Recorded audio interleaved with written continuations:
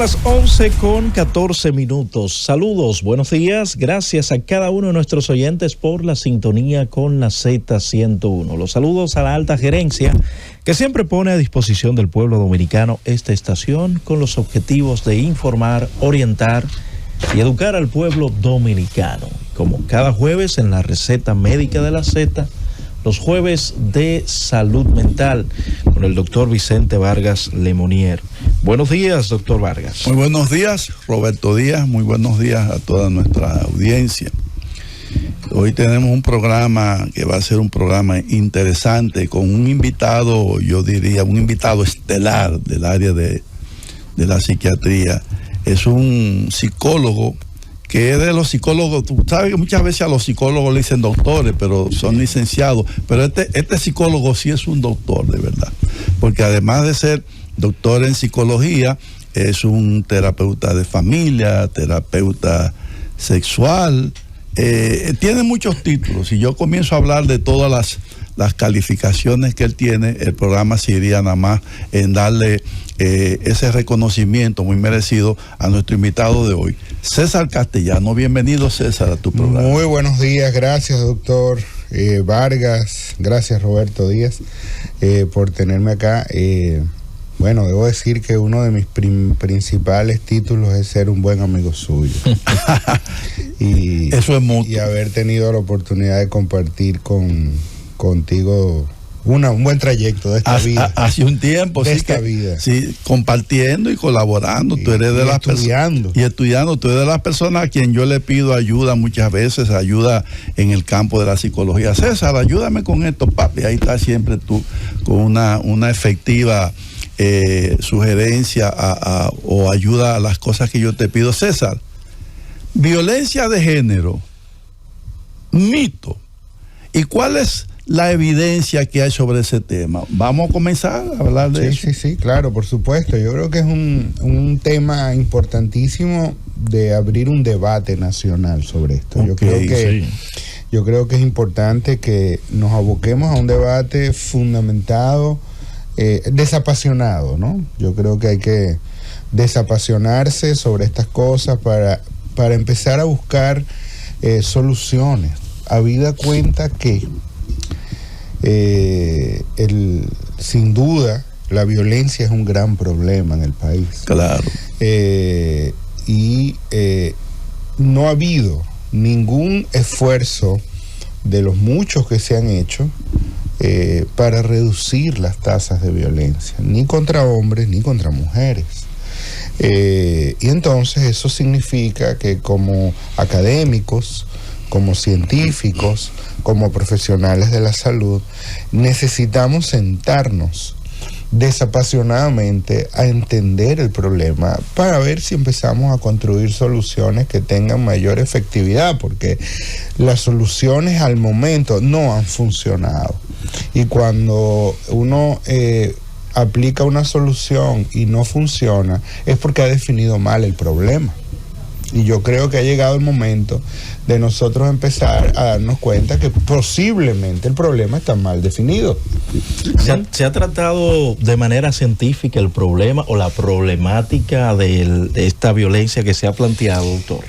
Bueno, en algunos casos sí, en otros no, pero cuando hablamos de la violencia o lo que yo quisiera comenzar a decir, la mal llamada violencia de género. Ajá. En esos casos el abordaje desde la ciencia ha sido extremadamente tímido, porque es una temática que está extremadamente, primero, ideologizada, y en segundo lugar está cruzada por muchos intereses, que no todos son de la rama científica. Crúcelo a su derecha. Porque le pone nervioso. No, puede ocurrir un incidente. Para que yo soy zurdo, usted ve. Adelante. Hablamos de un cafecito, señores, para que ustedes sepan. No vaya a ser que se interprete mal ahora en el tema, la cosa. Crúcelo para allá. Con esta hipersensibilidad que existe. Uno no sabe quién. Entonces lo que decía es, la academia, en tanto fuente creadora de conocimiento, la academia en tanto espacio para la investigación no ha tenido un rol relevante aún en esta temática, ¿no? O sea, lo que tenemos hasta ahora, sí hay algunos esfuerzos, pero por ejemplo, no creo que debemos dejar de mencionar el Centro de Estudios de Género del INTEC, por ejemplo, que tiene más de 30 años, y además con una maestría y haciendo investigaciones, etcétera. Pero eso no ha sido suficiente. Entonces, ¿qué pasa? Año tras año, las cifras son las mismas. O sea, no vemos que hay un descenso, no vemos que hay un cambio, no vemos. Entonces, tenemos que empezar quizás a pensar que el problema está mal definido. Y cuando digo mal definido, a lo que me refiero es a que probablemente definirlo como en primer lugar, definirlo como violencia de género es un error. Es un error porque eso implicaría asumir de entrada que una persona es agredida solo por su género, ¿no? Y es muy poco probable, aunque puede ocurrir, pero es una minoría, un porcentaje ínfimo de casos, pero es muy poco probable que alguien se levante un día de la cama y diga, yo voy a agredir a fulano o a fulana porque es hombre o porque es mujer. Eso no ocurre. La violencia ocurre, por supuesto que ocurre, y ocurre en muchos casos, y ocurre a veces con desenlace fatal, donde una persona es asesinada, pero esto no ocurre porque es hombre o porque es mujer. Ocurre porque hay diferencias mal manejadas, y ocurre porque hay personas enfermas mentales, que ya es un tema psiquiátrico, y del cual el doctor Vargas puede hablar mucho mejor que yo. Y esas personas enfermas mentales son una gran minoría, pero hacen mucho bulla. O sea, es decir, obviamente un señor que porque tiene una diferencia con su pareja la asesina, es una persona enferma mental. O sea, no es un sujeto normal. O sea, ese no es y en esto quiero hacer énfasis, eso no es la definición normal de un hombre.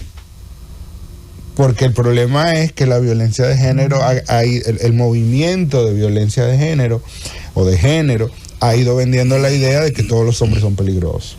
Pero y que por ser hombre hay que estar... El movimiento feminista de la nueva ola, ¿se le llama? Sí, también. Entonces es un poco vender la idea de que los hombres son agresivos, violentos, hay que tener cuidado, hay que cuidarse. Bueno, no, hay que cuidarse de las personas enfermas mentalmente. Y eso hay hombres y hay mujeres. Sí. Y entonces nosotros debemos empezar a entender algunas cosas que de manera distinta, ¿no? Lo segundo, lo primero que decía es eso. Yo creo que llamarle violencia de género es un error, porque no existe tal cosa como que alguien ejerza violencia sobre otra específicamente o únicamente por su género. El segundo elemento es que esto que mal llamado violencia de género, creo que debe ser abordado desde una perspectiva de salud pública. Es decir, esto debe ser abordado desde una perspectiva al menos de salud. Hay que entender los elementos de salud que están involucrados, y más que de salud, de enfermedad, que están involucrados en actos como estos, que son además especie, o sea, que son actos que no sirven, no son evolutivos, destruyen la especie, que no nos permite seguir adelante como humanidad. Entonces, la violencia en todas sus maneras es una forma no sana de convivir. Y una persona que no tiene la capacidad sana de convivir está enferma, y esa persona necesita ayuda. Es la misma discusión que podemos tener en el caso del abuso de sustancias. El abuso de sustancias es visto como un delito, y tenemos una ley que encarcela a la persona que consume sustancias, pero esa persona también es una persona enferma, que requiere un tratamiento médico, que requiere atención médica. Entonces, la persona que es capaz de cometer un delito de agresión y violencia y llegar incluso hasta el asesinato, Por supuesto. Y a veces puede matar a hijos, varones, hijos, hembras, se mata a sí mismo, y se mata a sí mismo. Quizás en el mejor de los casos. Pues. Sí. Entonces, el sujeto que hace una hombre o mujer, pues que hace esto, porque no solo ocurre en hombres, es verdad que ocurre más en hombres, pero no es solo en hombres. Entonces, este sujeto está enfermo, esta es una persona que debe ser tratada desde el punto de vista médico, lo cual no le exime o no debería eximirle de las penas que la justicia imponga sobre esa persona, obviamente. No, porque si cometió un delito a la sociedad tiene que pagar. Claro. Pero hay que entender que este sujeto es un enfermo, es una persona que tiene problemas, no es una persona normal. Alguien normal, hombre o mujer, no asesina a otro por una diferencia, ¿ya? O no golpea a otro por una diferencia, resuelve las diferencias, ¿no? De alguna forma. Y el tercer punto que me gustaría, así a manera de titulares para que desarrollemos en el programa de hoy, es que la llamada o la mal llamada violencia de género, si es que hubiese una violencia de género, entonces resulta que si fuera verdad eso y nos basamos en las cifras oficiales, es decir, en el informe publicado por la Dirección General de la Policía Nacional de la República Dominicana en el 2024, dándonos los datos del 2023, resulta que si miramos de enero a diciembre del 2023, el 89% de las personas que fueron asesinadas en la República Dominicana fueron hombres. O sea que murieron más hombres asesinados que mujeres. Pero más no. Y entonces, de cada 100, 90 fueron y entonces, hombres. Cuando mueren más hombres, ¿a cómo le llamamos a eso? ¿Violencia de qué? Exactamente. Entonces, lo que quiero decir es que estadísticamente hablando, es mucho más riesgoso para la vida ser hombre que ser mujer. Tiene 9 veces más posibilidades de morir asesinado un hombre que una mujer. Si es que, pero nunca vamos a decir que eso es violencia de género contra los hombres. No, eso es violencia. Violencia, es un homicidio. Un homicidio, es violencia. Pero el mismo informe de la Dirección General de la Policía Nacional, claro, si usted quiere discutimos la cifra y usted me dice esa cifra, la policía dice mentira, bueno, ya ese es su problema. Pero este es un informe publicado por la Dirección General de la Policía Nacional en base a todas las denuncias y todos los casos con los que están involucrados. En el periodo enero-diciembre del 2023, da cuenta de que el 51% de los asesinatos que ocurrieron en un contexto de familia, el 51% fueron hechos por un familiar y solo el 11% por la pareja. No está segregado por sexo ahí. Okay. Pero el 11% de esos asesinatos fue por la pareja. O sea, 1 de cada 10 aproximadamente, mientras que 5 de cada 10, la mitad, como decimos, son hechos por otro tipo de familiar que no es la pareja. Que no es la pareja. ¿No? Entonces, ese es un tema que yo creo que no podemos simplemente dejarlo así, como dejarlo pasar. El año pasado, en el 2023, la Policía Nacional contabilizó 1.475 asesinatos. De esos, 51 fueron feminicidios. De 1.400. ¿Y qué por ciento, ese 51, qué por ciento representa de 51? Bueno, yo creo que menos de un 10%. Menos de un 1%. Menos de un 1%. Entonces, ¿qué pasa? Que no estamos diciendo que no hay un problema. Lo hay, claro que sí. Tenemos que entender que el problema, en primer lugar, es mucho más grande de lo que estamos viendo. En segundo lugar, que no lo estamos comprendiendo porque nos estamos quedando con el ruido que hace toda una parafernalia ideológica. Y en tercer lugar, yo creo que es importante decir que una persona, que sea asesinada, es un gran problema, sea hombre o sea mujer. Sí. Eso no podemos tampoco ahora caer en minimizar el problema. No, todo lo contrario. No estamos diciendo que no hay un problema y no estamos diciendo que no es importante. Es al contrario, estamos diciendo que el problema es más grande. Lo que estamos diciendo es de qué manera se ha enfocado, y de la manera que, como dices tú, se ha enfocado, no ha sido eficiente, porque las estadísticas no muestran una mejoría. Pero César, quiero hacerte una pregunta.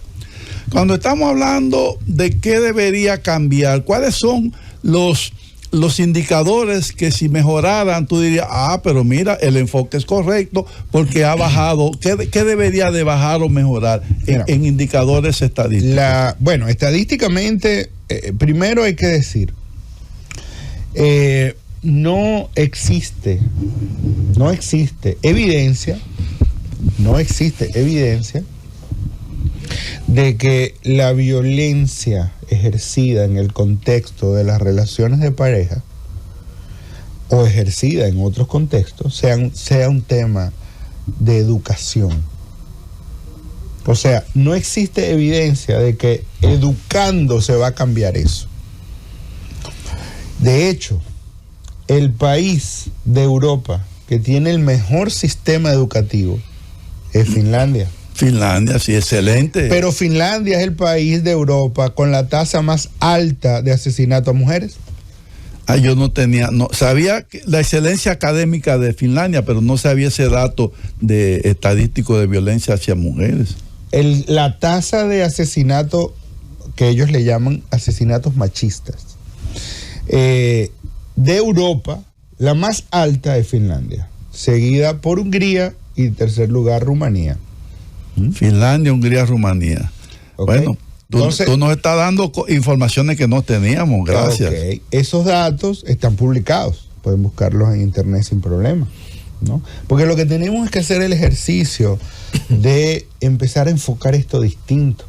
Mientras seguimos con charlas y diciendo que es un problema del patriarcado, estamos perdiendo gran parte de la posibilidad de detener este desastre, de detener este desangre, de detener esta sangría que estamos teniendo contra nuestras mujeres y contra nuestros hombres, con la cantidad de niños que quedan huérfanos. Y si es un problema grave, debería buscarse una metodología más eficiente. Por supuesto, hay que definir el problema distinto. Y no quedarnos, como dice uno, encasquillado en que eso es violencia de género, violencia de género. Y alguien hace muchos años dijo, usted no puede esperar resultados distintos, o sea, aplicando los mismos métodos. Muchas gracias, doctor César. Le preguntaba al principio si se había manejado el tema de manera científica. La ciencia explica de que se deben estudiar los factores para poder contrarrestar ciertos males, y de hecho, de entrada usted mencionó algunos de lo que se podrían ver como factores. Entonces sería atacar los factores y no simplemente al individuo. En este sentido, correcto, el tema de que usted es un misógino, es un machista, sino correcto, atacar estos factores que producen violencia. Correcto. Pero además de esto, usted da unos datos muy interesantes. Hay un estudio de lo que tiene que ver con la Organización Panamericana, que dice 1 de cada 3 mujeres dice que ha sido víctima de violencia por su pareja, y que el 38% de los asesinatos de mujeres, estoy hablando en Latinoamérica, son perpetrados por sus parejas sentimentales, doctor. Sí, nuevamente, todo va a depender de cómo se midan las cosas, ¿no? Uno de los déficits más importantes que tenemos en este momento, no en República Dominicana, en el mundo, uno de los déficits más importantes que tenemos es que los indicadores que permiten dar cuenta de el fenómeno de la violencia en las relaciones interpersonales, el 100% de los indicadores que permiten medir eso son indicadores que miden la violencia de hombres contra mujeres. No hay un solo indicador que mida la violencia de mujeres contra hombres. Los indicadores que se usan para medir la violencia de mujeres contra hombres son los mismos indicadores que se usan para medir la violencia de hombres para mujeres. Por tanto, hay un subregistro importantísimo, porque la violencia que ejerce un hombre es distinta en su forma de la violencia que ejerce una mujer. Entonces, como no tenemos indicadores para medirlo, y usamos los indicadores masculinos, como que, por ejemplo, golpea de manera contundente. Bueno, casi ninguna mujer golpea, pero eso no quiere decir que no sea altamente violenta. Y la mujer puede agredir de otra manera. No, que lo hace. De hecho, los estudios muestran que la violencia en niñas en edad escolar es tan o mayor que la de los varones en edad escolar. Lo que pasa es que la violencia de los varones es entrarse a golpe en el patio del colegio o a la salida, como en la época de uno. Pero a la salida. Sí. Y se daban golpe y piña y patada. Sí. Las niñas no pelean así, pero son igualmente agresivas y se torturan y dicen, ya tú no eres más mi mejor amiga. Y la otra llora. Y mientras llora le hinca el cuchillo emocional y la tortura y es violencia. Y es una violencia que luego en el contexto de la relación de pareja se ejerce también. Y hay, en este momento, está empezando a aparecer evidencia, y esto yo lo comento porque lo veo en mi práctica, y esto fue lo que me movió a empezar a investigar sobre estos temas. Está empezando a aparecer evidencia de algo que llamamos la violencia recíproca. O sea, es aquellas relaciones de pareja donde hay violencia de ambos lados. Y lo que está empezando, bueno, claro, pero para poder decir que hay violencia de ambos lados tenemos que poder medirla, y para poder medirla tenemos que usar otros indicadores de violencia que no son solo los indicadores que usamos para medir la violencia en los hombres. Y cuando esto se ha hecho, y yo lamento que estemos solamente digamos que la mayoría de las personas nos están oyendo y no nos pueden ver, pero yo con mucho gusto, yo sé que tenemos ZTV, lo sé, sí. Pero no tengo la posibilidad de proyectar algunas cosas, pero yo con mucho gusto al final de este programa les voy a dejar mis contactos y yo le envío por email o por WhatsApp o lo que quiera, los datos, los estudios, porque yo creo que hay que abrir un debate sobre esto. Es que cuando en parejas donde hay violencia recíproca, primero se estima, y esto es un estudio publicado recientemente, se estima que más o menos el 50% de las parejas donde hay violencia, la violencia es recíproca. Pero de ese 50%, el 80% lo inició la mujer, la violencia. Oye, qué interesante, César. Y yo ahora... ¿Y qué tipo de violencia? Violencia que cuando ya este señor llega a agredirla físicamente, está harto de ser agredido día por día por día. Que lo insulten, que a veces dice, el hombre dice, ya me volaba, me aruñaba, me decía muchas cosas. Pero una pregunta, doctor, como usted bien dice, esto genera un muy buen debate. Claro. ¿El hombre no es más impulsivo que la mujer? Sí, no, es más físico. La mujer es más impulsiva, pero el hombre es más físico. Entonces, la manera como el hombre expresa la violencia es mucho más visible, vamos a decirlo así, ¿no? Entonces, obviamente, cuando un hombre ejerce violencia, hay una probabilidad mucho mayor de que ocurra. Eso ocurre en el suicidio. Las mujeres lo intentan más y los hombres lo logran más, porque los métodos que usan los hombres son mucho más agresivos. Más agresivos. Si una mujer intenta cortarse las venas, tomar pastillas, aspirar gas, el hombre se lanza al vacío, se da un tiro en la cabeza, se ahorca. O sea, son métodos mucho más violentos y más efectivos. Entonces, la forma como una mujer expresa la violencia, a lo mejor conduce menos a un asesinato. Pero como dices tú, puede ser que esa mujer esté agrediendo permanentemente a ese hombre. Pero ya eso sería una agresión emocional, como ustedes bien han dicho. Pues a veces no es emocional, a veces insultos y arruñazos y agresiones. Mira, una pregunta que yo quiero enfocar, César, perdona que te saque. Y después volvemos sobre el tema, porque yo creo que para que la audiencia se vaya nutriendo, hay que ir hablando de esas cosas. Yo he observado que muchas familias, quien da más pela es la mamá que el papá. Es una observación, no estoy diciendo nada. Traigo tú que eres un investigador, para que pongamos eso puede ser que yo no estoy diciendo nada, estoy diciendo que observo que en las casas, a veces quien da las pelas es la mamá y el papá no. Eso puede ser un indicador que pudiéramos estudiar. Por supuesto que lo puede ser, pero es más, yo sostengo, y no porque me lo invento yo, sino estoy hablando de modelos que algunos sociólogos importantes de la República Dominicana, estudiosos, antropólogos y sociólogos dominicanos que leo, sostienen, y yo repito, que la cultura dominicana es matriarcal, no es patriarcal. Eso es verdad. Es decir, es una cultura muy matriarcal, donde es la mujer la que lleva el poder. Es más, Anacaona era la que mandaba. al pobre Riquillo. Vamos a continuar con el tema luego de la pausa. Pero doctor Vicente, yo creo que las madres quizás sean más visibles en esto porque se pasan más tiempo con los muchachos. No, Robert, por eso dije, no estoy diciendo nada. Traigo ese dato para oír respuestas como la tuya. Muy bien, vámonos a una pausa, regreso, continuamos. Llévatelo, Cuba.